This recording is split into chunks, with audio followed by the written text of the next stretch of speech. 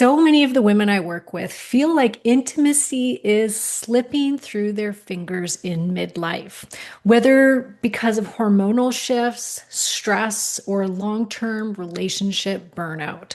Desire fades, connection feels distant, and for many, the spark that once felt so natural now feels like work. But what if that loss wasn't the end? What if it was the invitation to something deeper? Today, we're diving into that exact question with two women who have completely redefined the conversation around intimacy, pleasure, and emotional connection. Dr. Danielle Harel and Celeste Hirschman, MA, are the co creators of the Somatica Method and co founders of the Somatica Institute. Together, they've trained over 1,000 intimacy coaches and helped thousands of individuals and couples rediscover the art of connection, from emotional safety to raw erotic embodiment. They're authors of 3 books, including Making Love Real, and are known for their bold honesty, compassionate insights, and a teaching style that blends science, sensuality, and soul. This conversation is for every woman who wants to feel more alive in her body, more connected in her relationships, and more powerful in her pleasure, especially in midlife. So, welcome, ladies. I'm so happy to have you here. Thank you so much for having it. Danielle, the red background, for anyone that's listening, maybe you should check out the YouTube video because Danielle's got this, she's got red lipstick, red framed eyeglasses, and then a red back wall behind her. It looks Yeah. great. Thank you so much. I'm very excited to be here. You're Yeah. very on brand. Mm. All right, well, let's start. Danielle, maybe you could tell us what is somatica? Somatica is a method that Celeste and I created based on what we felt was really missing in the field of sexuality and relationship, because we were trying to help. We have a amazing background. I have my PhD in human sexuality, my master's in clinical social work, and my bachelor's in psychology. And Celeste has her master's in human sexuality. She did a lot of research, and she has a bachelor in gender studies. And I think what we found as we are working with clients is that there's not real kind of like experiential, practical, helpful approach to help people to get effective. I love effectiveness to help people get their sex life back or for the first time and really help them negotiate and navigate that in relationship. And that's how we created Somatica based on what we found was really helpful for people. Does it come from the teachings of somatic awareness? Yeah, it comes from the idea that, we are a body, right? And the body has tons of information and tons, to that we can access, but we often ignore it and just are in our heads. And when Mhm. we're in our heads, we can't feel our sensations. We don't feel our emotions as much. We don't listen to our deeper needs. We sort of volley back and forth. Should I, shouldn't I, should I, shouldn't I? That's a head conversation. But a body conversation is like, yes, I want this. Yes, I need this. No, that's a boundary. I shut down when that happens. Our body tells us those messages, and if we tune in and listen, our lives and our relationships and our sex lives get so much better. Mhm. Yeah. Maybe And do you just to think, add to yeah, maybe go just ahead. to add to what I said, we tune in and listen, and then we also get the guts to speak it out. I think that's a lot of the training that we do with our clients and in our training is like really like empowering them to first listen and then really trust and then communicate because there's so much shame around like There wanting, is. needing, desiring, and that's what really kind of like really help people to start express what they need in a Mhm. shameful way. De-shame. Yeah, Shame. because Sorry, like in I a have an shameless way. Yeah. yeah, and I have an 18-year-old daughter, and it amazes me how much of a healthier outlook on sexuality they have than we did growing up. And I think that ours was kind of this last generation of women that felt very repressed sexually, right? We came from a background of you didn't talk about getting raped, you didn't talk about, that, You didn't go to any police if that happened to you. Date rape was extremely common. I mean, I talk to all of my girlfriends now, and they all have stories of really terrible things that happened to them as teenagers and young women that they never spoke about to anybody. And so we come, I think our generation, and I think you guys come from the same generation, and my listeners as well, women that are in their, between 45, 55 in this age range, we're coming from a place where we didn't talk about this. We didn't talk about what we wanted in sex. And so now women are just starting to figure this out because of what's going on in the world. And it's like we're getting awareness around it, but it's still scary in a sense and hard for women to do, especially at this age. Would you guys agree with that? Thank you so much for saying it, Karen, because literally last night I was really pondering like my teenage years, and it was more than just like these specific examples of like moments, which I was also thinking deeply through, but also just like the air we breathed was circulated around male desire.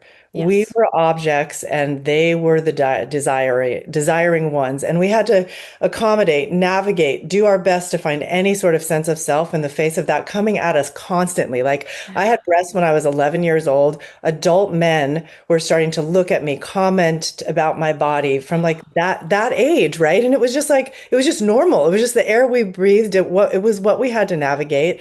And in the face of that, we're also told, oh, we're not supposed to be sexual. We're not supposed to, go after what we want. And so it was just like, do we fight it off? Do we go with what they want? Because there was not any kind of like, what do I want here?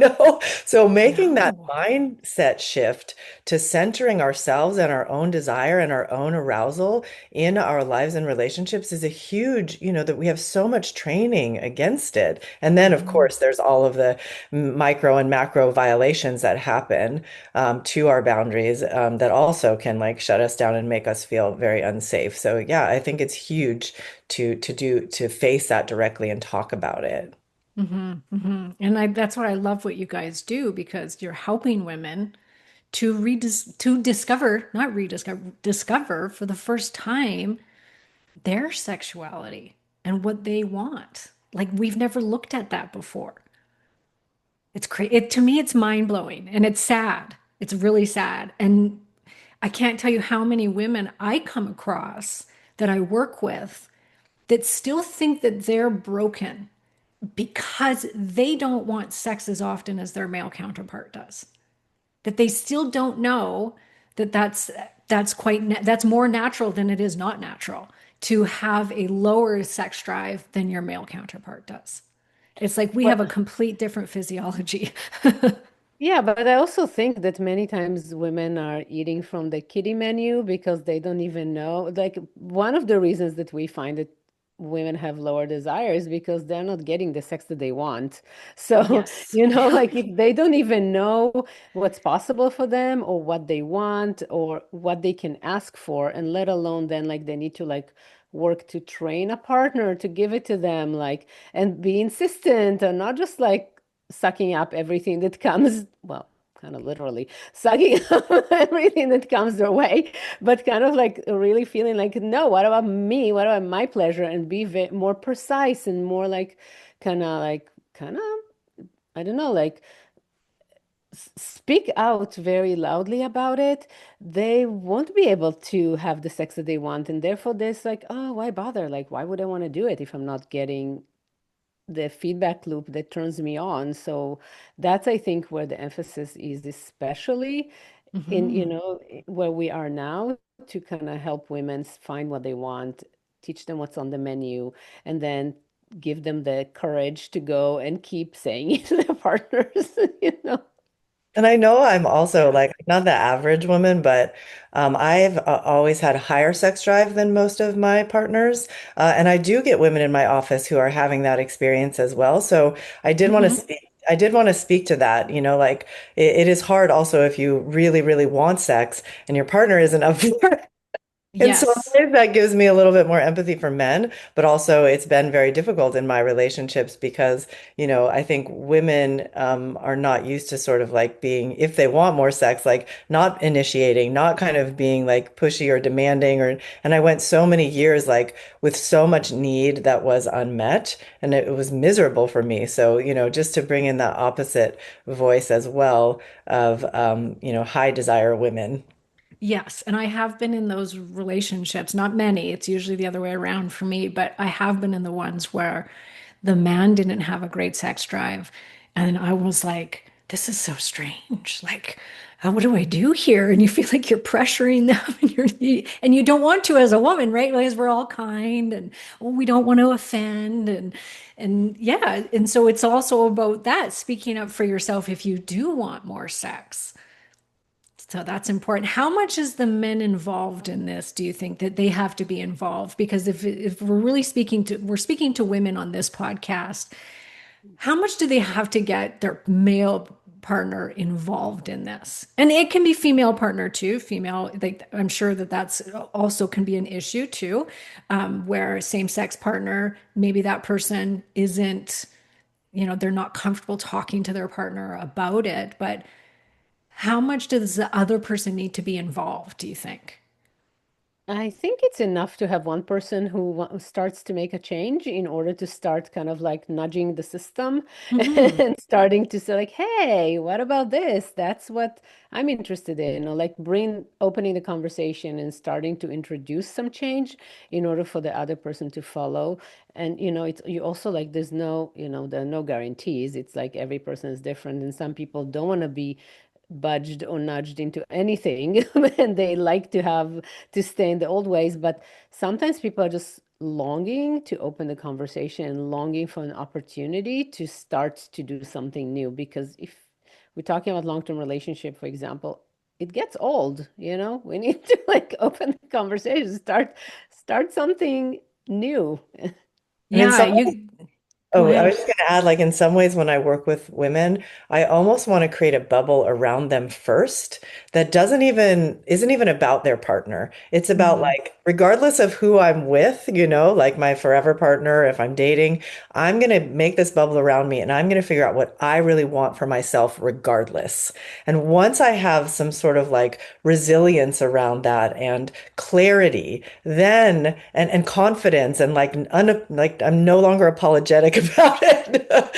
Then I go out and I say, okay, so here's what I found out about myself, and this is what I really want, and then to introduce it to a partner in a really like positive, inviting way because I feel really clear and embracing of what I want. So sometimes there's that process of just like, don't worry about anyone else. Because women are taught to worry about everyone else.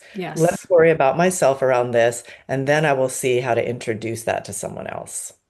Is there a way that we can figure that out? Like, do you have tips or exercises that a woman could do that, you're talking to a woman, let's say that's 50 years old. She's never thought about what do I want? How can you get her to start exploring this so that she can figure out, hey, maybe I'd actually like this, which I never thought of before. Yeah, of course, that's a lot of what we do with our clients, right? Because Okay. like they come in and they just like, wow, like don't even have any idea of where to start. So I kind of think maybe you can start thinking about like any movies that you saw that were exciting for you, and you like, but then like start to be a little bit more picky about like what about this movie was exciting for you. Or maybe think about a book that you read that was erotic and turned you on, right? I see you smiling, Karen. I love it. And maybe, so it's not just about the themes, but what were the actions or what was the scenario that created this turn on for you? Or, if some people, they're not relate directly to anything that feels or looks sexual, but they're very much interested in maybe like the tension of desire, or Hmm. like someone is like unavailable, someone's like, bringing a lot of desire, but then pulls it away. Like there's a lot of scenarios that can be super hot, and sometimes even like something that's not sexual at all, like maybe you're like in nature and you really feel your body opening up, or maybe you're like like daydreaming about a trip or even shopping. Like, what about it makes you excited and start to connect to that level of excitement and start to kind of see what about it turns me on? Yeah. Yeah. It's funny because recently I was told, I've been told this several times, but it happened again where somebody told me after listening to an audio message I sent them, they said, "Oh my gosh, you have the nicest voice on audio. Like you should be doing like erotica books, like reading erotica books or doing some sort, or even I had somebody else say you should be doing sleep audios, like podcasts where you could put people to sleep with a story or something like this." So I've been told this several times. And so I was like, I wonder if there is such a thing as this. Sure enough, it's this massive growing industry of where there's these apps where you can listen to audio books or audio stories. They're like can be 20-minute stories of a woman and a man having this dialogue back and forth that gets steamy, and you can kind of pick your level of steaminess from the app. And some of it's really quite steamy, and then other of it's quite vanilla, but you can pick these things and then you listen to it rather than watch. And I guess women, it's all these apps are made by women, and they're for women that really they get off on the audio part way more than the visual. I had no idea, which I'm sure you guys know all about this. Do you know about this growing industry? I didn't know about it, no, but I agree that your voice is really sexy. Oh, oh, thank you. Well, I was now I've been like exploring, like maybe I should try out to read some, erotica fiction, and be the audio, be the voice for the audiobook. I But yeah, agree. it's so interesting. And it's so funny because shortly after I go talk to a girlfriend of mine about it, and I said, have you ever heard of this? She goes, "I'm a subscriber." I'm like, "No." She's like, "Yes." She's like, "I don't know what it is, but I'd much rather listen than watch." And I'm like, "This is amazing." It's apparently like a multi-billion dollar like growing industry is these audio apps. Anyways, just something for all of you women to consider that this could be something that could be a turn on for you. That could be something that you could explore. It's very different. But yes, okay. Yeah, very interesting. Let's talk about then when women are going through perimenopause, menopause, it is one of the number one complaints, my libido goes down, or they've been in this partnership like you guys talk about for such a long time that they don't feel like that spark could ever come back. Yeah, How do we get this back? I want to add to what Danielle said and even kind of name it like erotic embodiment. Mm, Because we can live our lives detached from our bodies, or we can live our lives deeply from our bodies and feel everything that happens to us. Because it's not just in sex that we sort of lose that spark. Like our whole lives, we can kind of lose that spark if we don't keep the pilot light on and keep connecting, right? So going around the world and actually letting yourself feel in every moment, like letting yourself taste your food and feel the sensation and the texture of the way that it feels in your mouth, or like when the wind is blowing, feel the way that it tingles your skin. Like I think we feel like, oh, sex is going to come at us at any moment, and we've sort of like want to push it away, and when we shut down sexually. But if you start to just feel like, okay, life is an erotic experience. And there is sensation and sensuality available for me everywhere. And it's not just about partnership, and it's not just about intimacy, and it's not just about, checking a box. It's about actually feeling our lives, feeling our mm. feelings, feeling our sensations, and enjoying the experience of being in a body that then makes us more likely to want to share that with someone else. if we think about it as a holistic way of being in the world, you know? So, like, we have a whole class on erotic embodiment on our website just to help people start to get in touch with themselves and not just think about it in a box of like, I'm having sex, I'm not having sex. You know, it's like, Yeah. no, life is an erotic experience. Let's feel it. Right? Oh, I like that. What can we do then? Like, but besides the food piece, or is there things like should we be going for massage or something that isn't going to lead to sex, but could get us into our feeling our bodies? Yeah, I think we can do everything that gives us like lots of pleasure and start to kind of think about like, like an investment in yourself, like the pleasure bank in your body. And you like put experiences in that pleasure bank, but you also, I think what's important is not, I think people go for massages and people do yoga and people do go to hikes, but they forget to register it as an erotic experience. Right. That's the Yeah. disconnect that they experience in our culture, that it's like, oh, this is like a thing that we do, but it's not like something that we really deeply feel in our skin, in our bones, in our like gut, in our pelvic floor. And we forget to kind of bring it all the way down to a pelvic floor. So then like everything can become an erotic experience. You go out and dine so you can like take like not only the food, you take the environment and the music and the look of the place and your partner or friends, and you just start to build the bank of your eroticism and keep it like stack it and feel into it and consult it frequently. Like you go and buy something, you buy a shirt and it's like, like how do I look in it? And also like, does it feel good? Does the look nourishes me the way I see myself? And then like bring it to your pelvic floor. Like that's the piece that's missing, not just doing the activities, but Hmm. registering them as arousing. Yeah, I don't And think anybody would have really would think to do that. So it's going to be a change in mindset of now when people are going out and experiencing these things, they can now register it differently as something a little bit more erotic. You know what I yeah. think I was when you were saying this, I'm like, what do I do that brings me that? And recently I bought really good bed sheets, Mm. like really good, by Cozy Earth. And give a shout out to them because I actually thought they sent me the wrong sheets. I thought they sent me silk, but it's their bamboo ones. I'm like, you feel sexy in them.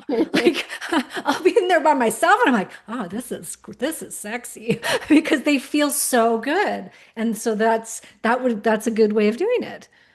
Exactly. You got it. Just this. Exactly, Karen's like, ooh, like I feel good when I lay in my sheets. I feel good when I stretch. I feel like all of it is just, it counts. Mhm, mhm. How important is it to cultivate that with your partner between sex time, like times that you're having sex? Because I feel like that's something that a lot of people are missing in their relationship because it gets pushed to the side. It's like you've been in this marriage for 25 years and you've got all these children around all the time. And it's like one of the first things to go is that intimacy between sexual experiences with each other.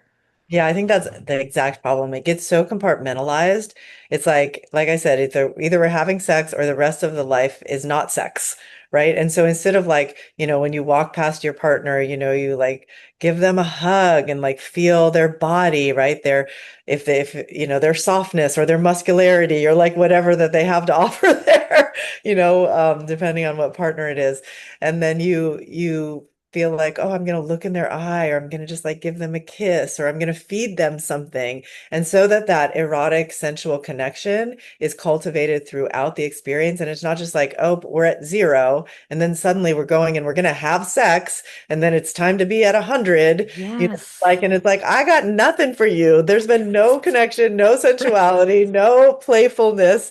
Like that's not I'm not connected to that part of me. Whereas if you keep that connection all the time, both for yourself and with your partner, then you have it's alive when you actually do decide, okay, now we are going to have sex, whatever that means, because for everybody it's something different. But sex can be like the air we breathe as we're going throughout our day if we're in that more playful place, that more erotically embodied place. And I think if women get more of that, they're definitely, by the time the sexual experience does come around, man, they are so much more up for it. Like, and they need the attention that isn't leading to sex, right? To balance out the sex. That's what I think. And I told my husband that recently because we were in a bad spot because same with every other relationship where it did just get to the point where it was like the only time we were intimate was in the bedroom. And it was like, okay, we need to smarten up here. And we both decided we were going to make an effort to be more just touchy-feely, lovey. And I said, and it can't be to lead to sex. I want you to come hug me and kiss me or, grab my ass without the intention of getting me into the bedroom. And Exactly. that did wonders.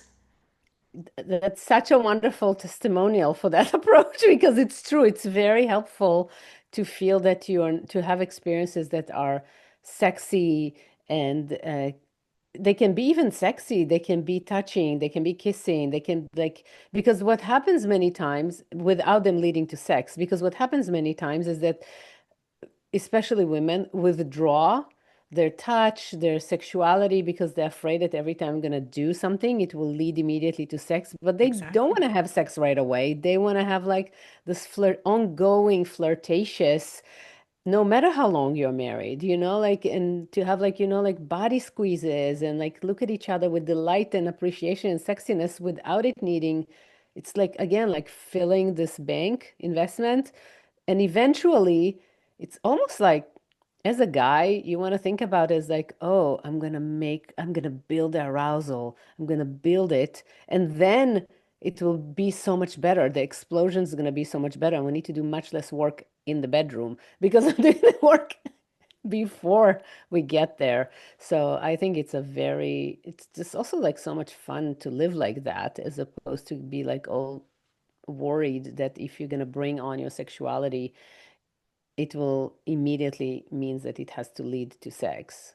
Yeah, and in our book Confidence, which is, oh, it's back there, which is actually for men, we have a chapter. So we have the 9 qualities of an extraordinary lover, and one of them is generosity. And we talk about giving a generous massage because I can tell you how many men have offered me a massage, and it's like 2 squeezes on my shoulders, 3 squeezes on my butt, and then okay, it's time, like we're getting it on. And it's like that's not, you've not just offered me a massage, you're just trying to trick me into sex. That's how you feel, right? And it's Yeah. like, firstly, you don't have to trick me into sex. I love sex. But if you're going to offer me a massage, give me a massage.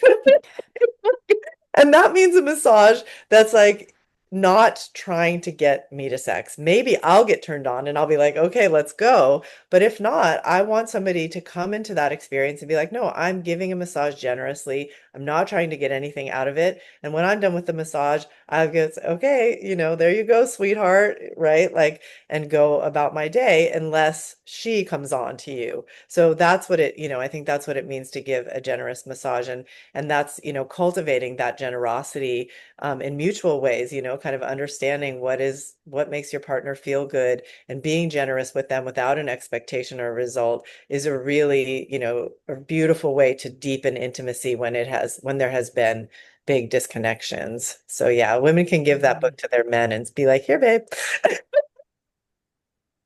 What else can we tell our men? I'd love to know some more things like we'll go back to what we can be doing and to be speaking up and getting to know ourselves. But what can we suggest to our male counterparts that they could be doing that could help the situation? Honestly, I think that it's a little bit less of an effective approach if you want to suggest something to, it's like a little bit like, I know we want to train them all the time. Well, my Bring it back husband's to us. always so open to hearing these He is. things. Okay, Like, great. So if yes, he's more open, great. Okay, so what can we tell to your husband, Karen? Love that. Yeah, it's like sometimes people are gonna be like, "Oh, no, no, no, I don't wanna." Some people get like kind of resistance. yes, You yeah. constantly tell them what you want, but if someone is open to hear about it, then you can tell them how you want them to kind of, like what are the things that can be arousing for you that can be done outside of the bedroom. For example, do you like to be spoken to in a way that feels like in a romantic way? Like, do you want him to say how much he loves you? Maybe it doesn't speak to you. Maybe you want him to do some, like, I don't know, like clean the dishwasher. Guess what? Do you know how many people I heard that that's what really turns them on? Really? I love it. I love it. Yeah, or cook you dinner, like, Exactly. ooh, Yeah. Yeah. that's amazing. Yes, but I think it's really important for us to also come in with our erotic energy and not just like put it on them to do Mhm. it. Like part of the partnership is to kind of ask, but also to kind of show up with our erotic energy and be available to receive if you're more on the receptive side of things.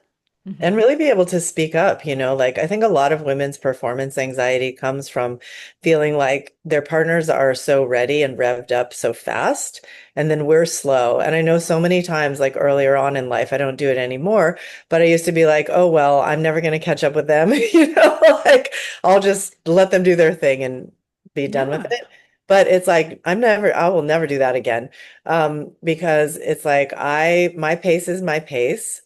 It's going to take as long as it takes. If they're my lover, then my pleasure is as important in the experience as theirs is. And I do feel most partners agree with that, regardless of where they are on the gender spectrum. They do want to give their partner pleasure. So you have to speak up and you have to say, I actually need to go slower. I need a lot more warm up. I need kissing. What I have to tell men, especially all the time, is I need touch all over my body. Please don't touch my pussy and my breasts right away. Like I Mhm. want my legs touched. I want my arms touched. I want my, butt touched.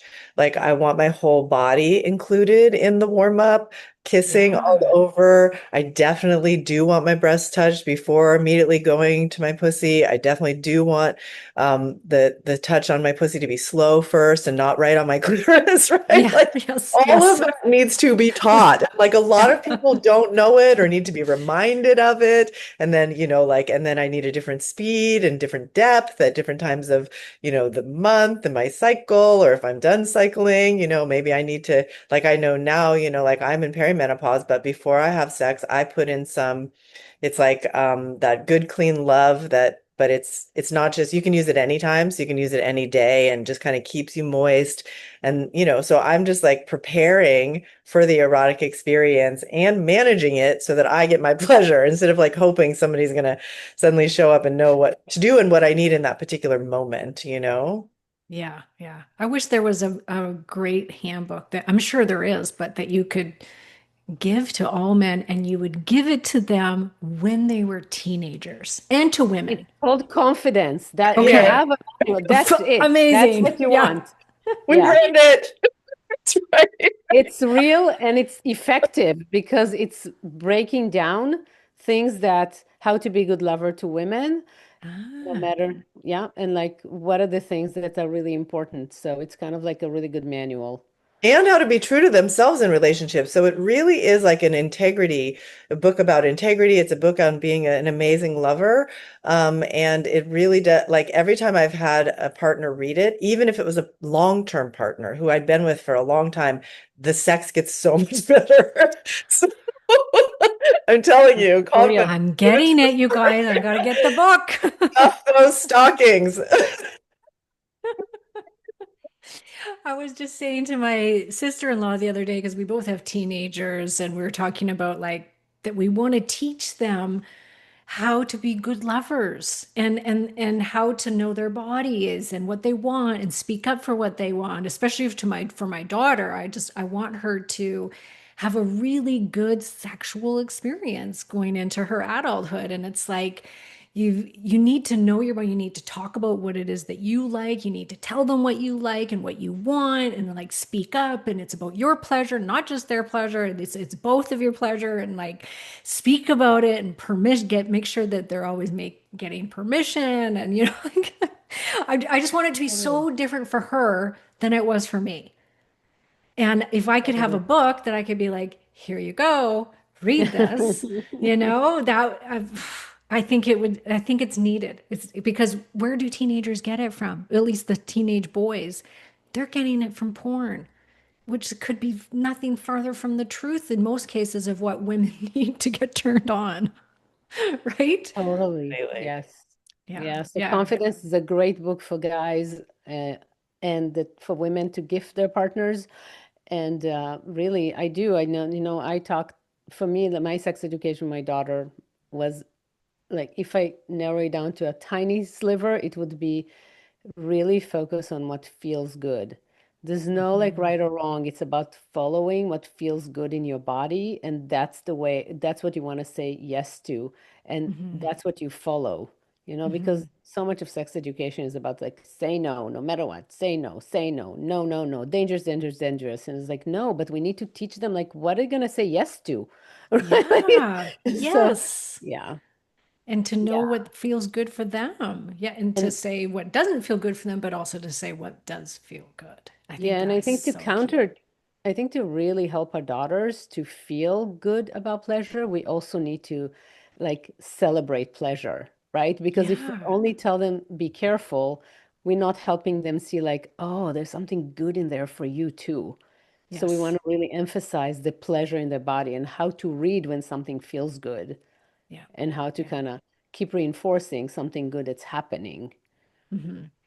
I told my daughter in one of our first conversations around it, I said to her that, that sex can be the most incredible thing in the whole world, and it can feel amazing, and you have this amazing connection with this person, or you can just be sex and it can be incredible.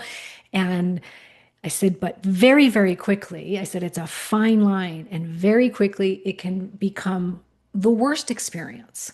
I said, so you have to be careful and you have to really tune into what you want and what your body's telling you. And if there's something that you're uncomfortable with, you need to speak up about it because it can turn bad very fast. And I'm like, but if you honor yourself and what you want, it can be the most amazing experience. And I think that really sunk in, and she seems to be doing a pretty darn good job so far. But yeah, I think even for her to read that book would probably be good because then she could teach her future partners, right? About Yeah, how it to does. pleasure her. It does help. And we also wrote a book for couples called Making Love Real, which talks a lot about both emotional and erotic intimacy. So, we have a number of different ways to go. But yeah, I think women reading Confidence, it also helps them understand men, which I do feel like we Hmm. have such different socializations that it's nice to learn how to put yourself in each other's shoes. I mean, if I think of something that helps more than anything else with relationship, it's extending empathy to people who are different from you, right? Yeah. Because we Yeah. always expect, oh, how come they don't know? Or how come they do this? Who does that? Why would you do that? But if you start to go, yeah, why would there must maybe be a reason, and to look and to really try to see, like, put yourself in each other's shoes. I think that deepens intimacy, and also to put yourself in each other's erotic shoes, like, oh, my partner might want different things than me. That's not bad. Let's find out what differences there are and see how we can bridge them or how we can give each other what we want instead of just expecting somebody wants the same thing that you want, or if they really loved you, they would want the same thing that you want. That's not the case. Our erotic minds are very unique, and Hmm. it's interesting to get to know each other in those ways. In order for women to get erotic, I find that they need the chemistry first. But when you've been in a relationship for a long time, you kind of feel like that can't be brought back. But I know that you guys talk about that differently, and you say that actually you can. You can spark chemistry again. So how can we do that? I think chemistry is a lot about like really getting what is it that turns her on now, as opposed to the initial chemistry that brought him in the relationship, which was Mm, like, oh my God, I'm so the excited, someone pheromones. new. There's like it's all like everything goes, right? But Yep. like just getting someone and engaging with them, this whole mystery and excitement by itself gonna be exciting. But then, like, as we both age and spend a lot of time together, we want to spend time being erotic with each other. Like starting to see Hmm. like what is it that turns you on? Like what are the words, what are the touch? Like and again, we need to also, it's like saying but also registering. Like it can't be done mindlessly, because if it's mindless, it falls in the same old pattern.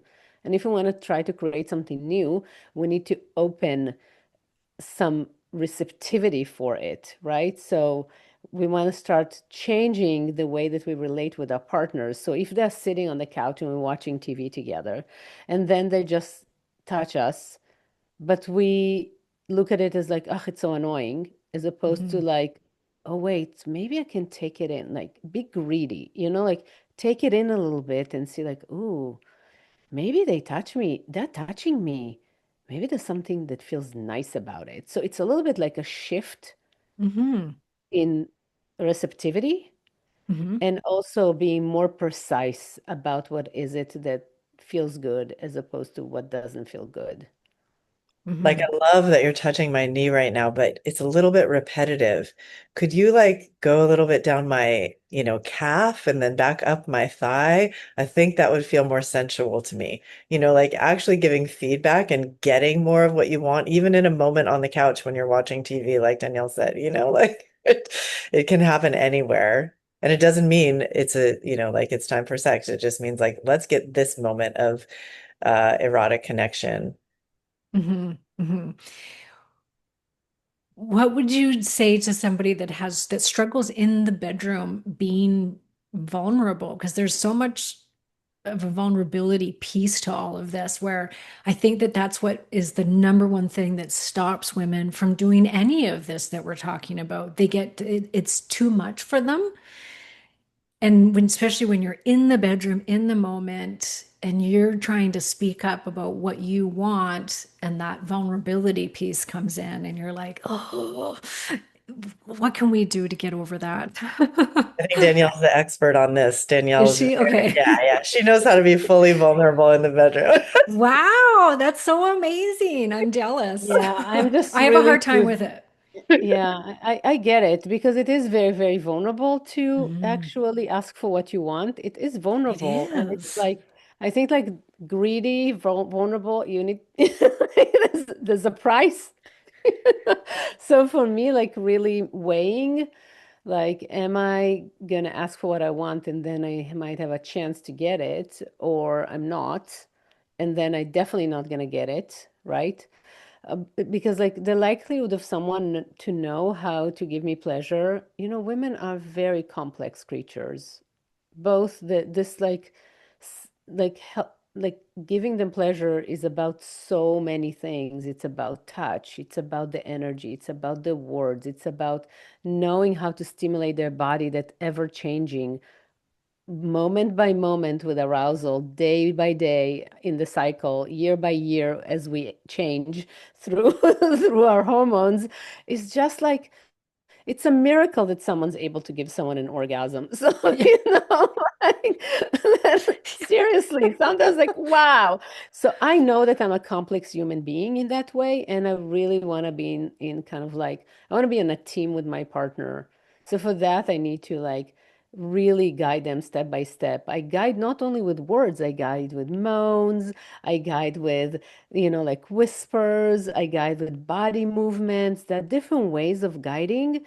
But then, like, if they don't get the signs, I will speak. You know? If they're not picking it up, then it's like, If all the right. no, yeah, and I think starting in that kind of like more like maybe nonverbal way, but also you don't have to have it all flashed out in order to start to ask for an experience. You can just take Mhm. it moment by moment, redirecting or asking for one little thing that will feel better, and then start to build on it and see the reaction, like building trust to that you can converse about sex while you're having it.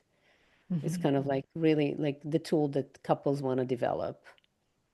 Do you guys work with a lot of women who come from, maybe some sexual trauma, which I think is very prevalent, as I said in the beginning, in from our era, like very prevalent, I would say, that maybe didn't have great sex life with their partner, but now that they're in midlife, which I think for women in midlife, what we see is women finally are going, what do I want? Right? There's this crazy shift that happens spiritually, emotionally, physically that happens to us when we are going into menopause, where you really do see women going for the first time in their life, what do I want? They've taken care of the kids, their spouse, and it's always about taking care of others. Now, me. And so I want to have a better sex life moving forward. Do you see that happening? Do you see many women like that where they don't come from a great history, but yet they completely transform their sex life in Oh midlife? yeah, Yeah? absolutely. Yeah, absolutely, all the time. And that's a lot of times when women come to us as well. I mean, I wish everybody would come earlier and we could start, Yeah. start in your 20s and have amazing success all the way up. Yep. But they do come then, and I feel like that's why we really want to help, create the bubble and help them figure out what they really want. And then even just adding to what Danielle said about the conversation, I think it is sometimes hard to have that super vulnerable conversation in It bed is. the Yep. first time, so I have sometimes said, like, ask my partner, like, hey, can we have a conversation about sex, over coffee or breakfast, and just start to talk a little bit about, kind of break the ice on having that conversation, and just say, I noticed that I'm feeling a little disconnected sometimes, and it would really help me this, that, and the other thing. And then to say, and I would like to also be able to tell you during sex. And how do you feel about that? Because I think a lot of times, we don't necessarily have those meta conversations that almost like ask for permission or consent. And I think a lot of times if you do that, the partner will probably say, oh my God, yes, please tell me, Yeah. or they'll make a weird face that says that they don't want to know. And then you've learned a lot, right? So then there's other work to be done. Maybe you need to do some coaching together or something like that. Mhm.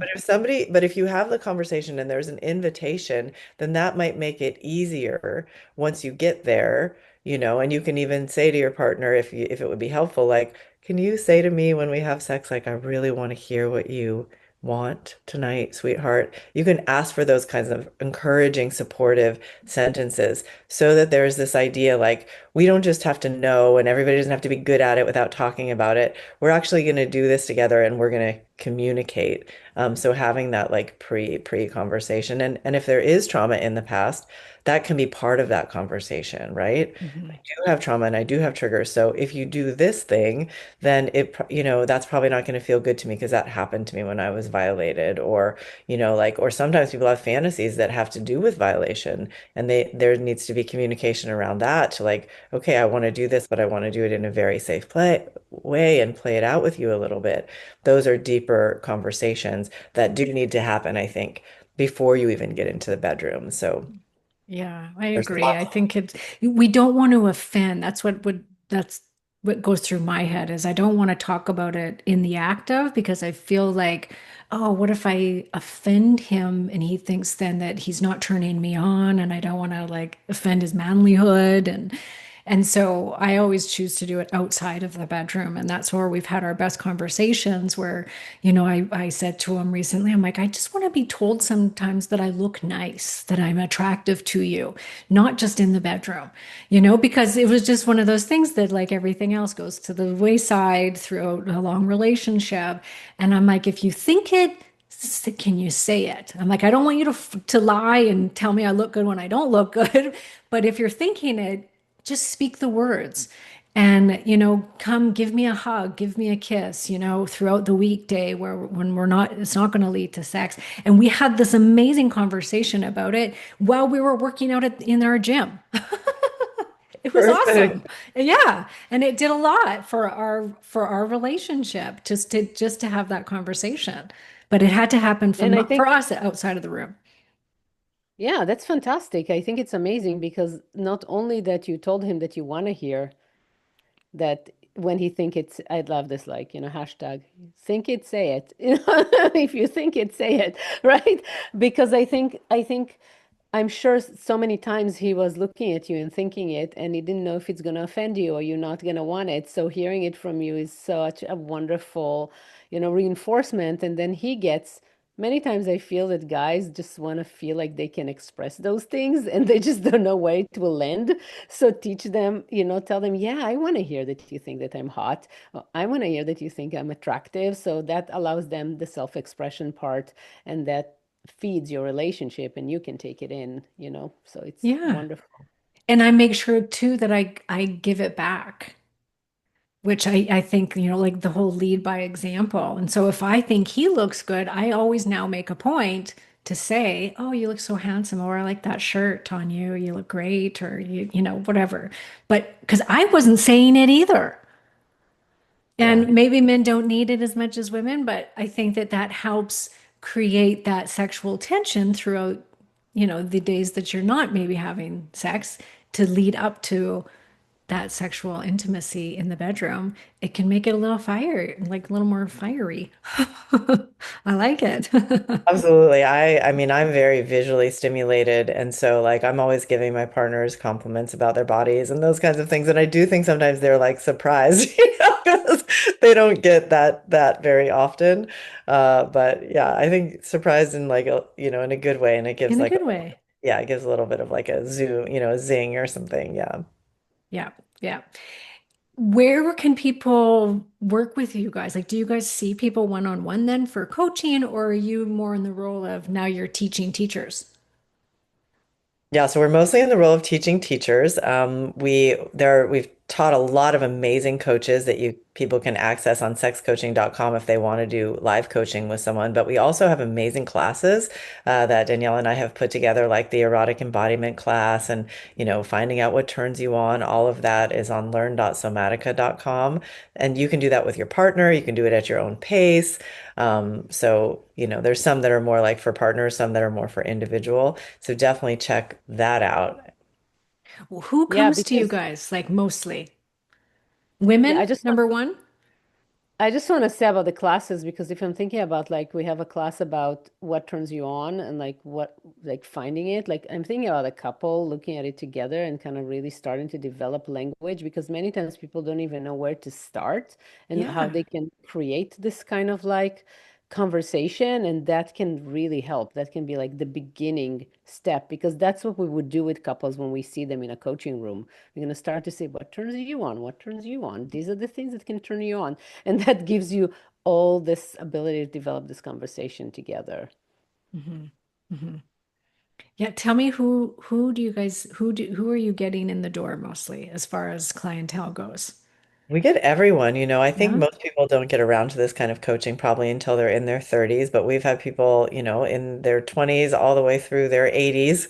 And we have individuals, we have couples, we have men, women, everybody seeks this out because people need help both with emotional and erotic intimacy, and to have experiential coaching as opposed to just sort of like passive, like talk therapy helps people transform so much more quickly, so much more confidence and empowerment happens when you do experiential work. That's why we created the method.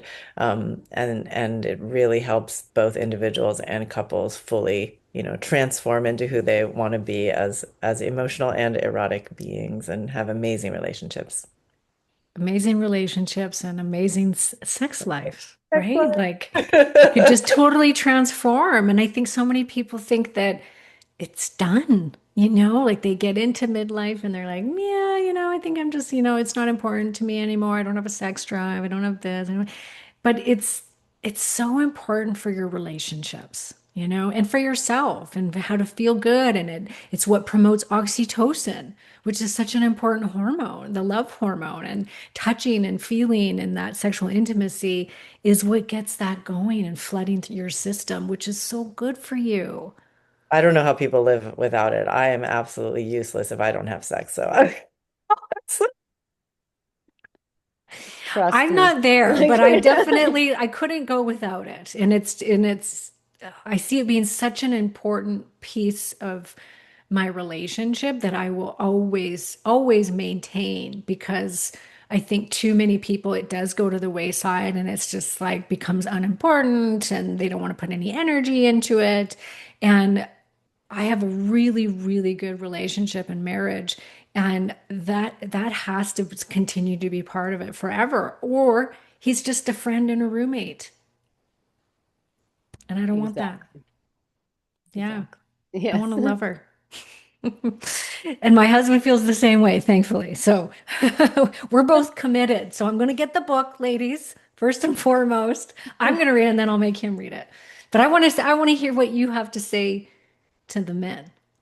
Yeah, no, I mean, and also making love real for couples, I think is really, really powerful. But yeah, if you really want to get peek in and see what we're saying to the men, check out Confidence. What's the other one about then? Is that for both people, like both Making men love and real is for women? couples. Oh, Making it's love real. for couples. Okay. Yeah, yeah, yeah.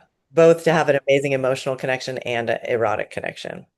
Where you'll like give ideas of what you people can do to cultivate the chemistry and the eroticism and Yeah. okay. And it's Very not just all kinky, is it? Do you guys kind of Oh give a spectrum? no. No, no, it's actually mostly not kinky. Yeah. It's mostly just like how to have, amazing sex in a relationship. Like certainly there's like, maybe we put a little bit of spanking in there or something, but it's mostly just like how to be an amazing lover, both turn people on psychologically and physiologically. So really goes into good detail. And how to keep the spark alive Yes. well into the relationship. And now are you both married? May I ask? I am married for Yeah. 31 years. 31 years. And do you still, can I ask, do you still have a great sex life? Yes, I do. And is it something, Danielle, you feel like you as well, even though you're the teacher of this, do you still feel like it's something that you will always stay on top of as well, and that you have to make sure that you put the work in? Just because I think a lot of people just want this to come easy. They don't No, want to there's put the work in. But I think we need to wrap our heads around the fact that you do have to put the work in most cases and continue putting the work in. Yeah, and I think especially as someone who is in the field, I definitely put the work in because like that's how you make things better. Like it's so funny because we do coaching, we learn so much about different things in so many other areas of our life. You know Hmm. how much time and energy people spend on finding the right supplements or the right exercise, but they don't spend time saying like what would be the right sexual, like seduction for me? What will be the right way and these are the things that actually make such a huge difference in our life. If we feel fulfilled, if we feel sex is not just orgasm, sex is about emotional fulfillment as well. And it can be so healing when you're being seen in that way and you like connect Hmm. with your partner in that way. So it's not just about like getting off. Not I'm against getting off. Trust me, that's what gives the kick to it. But I Yep. think that, if you're putting effort in so many other things in your life, why not like put effort in something that can be so rewarding and so life affirming and relationship Hmm. affirming? Hmm. Yeah. And you, Celeste, do you feel that I'm you, I'm happily not married. I yeah. identify as solo and I'm not looking for a primary partnership. But I love my relational life. I have amazing long-term connections with people. So yeah, it's great. Amazing. Amazing. I love it. I love what you guys are doing. Thank you so much. I'm going to put all of their links in the show notes so you guys somebody can go to your site. Do you have a list of practitioners on there that people can, that do this work? Yeah, sexcoaching.com and we'll send you all of the details for your show notes as well. Amazing. Okay. Well, I'm excited. I'm going to read it and I'm going to start applying some of these things because, yeah, why not? If you can bring it to a new height, why not? Right? Anyways, ladies, thank you Exactly. so much, both of you, Danielle and Celeste, for coming on the show. I appreciate it. Thank you Thank so you much so for having much. us.